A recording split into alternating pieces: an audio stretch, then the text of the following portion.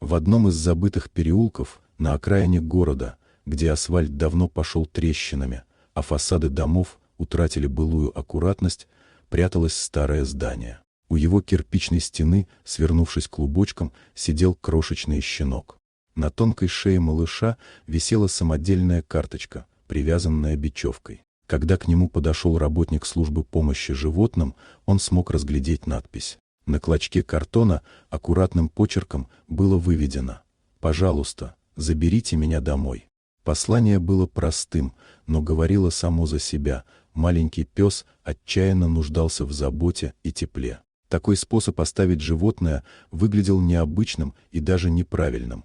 Щенка могли бы сразу привести в приют. Но, видимо, кто-то надеялся, что среди прохожих обязательно найдется человек с добрым сердцем. И надежда оправдалась. Белоснежный щенок с черным пятнышком вокруг одного глаза выглядел растерянным и одиноким. Никто не знал, сколько времени он провел здесь, ожидая помощи. Но с появлением волонтера его судьба начала меняться. В приют ранее поступил звонок от женщины, обеспокоенной судьбой малыша, и сотрудник приехал проверить информацию. Подойдя ближе, он заметил, как щенок напрягся, неизвестность пугала его. Но первое же ласковое прикосновение развеяло страх. Мягко погладив кроху, волонтер бережно поднял его и прижал к себе, после чего снял с его шеи табличку. Теперь она больше не была нужна, щенок был в надежных руках. Работник приюта знал, отныне малышу ничто не угрожает, и таскать веревку на шее ему больше не придется.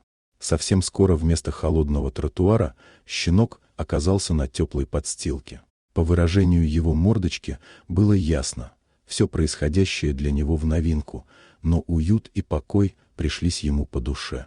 Его накормили, окружили заботой и вниманием, и маленькое сердечко наполнилось счастьем.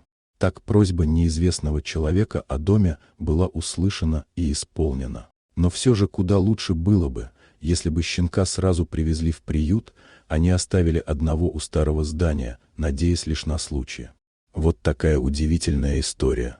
Дорогие друзья, напишите в комментариях, откуда вы смотрите это видео. А если вам понравилась история, то поставьте лайк, а также подписывайтесь на канал, впереди еще много интересного.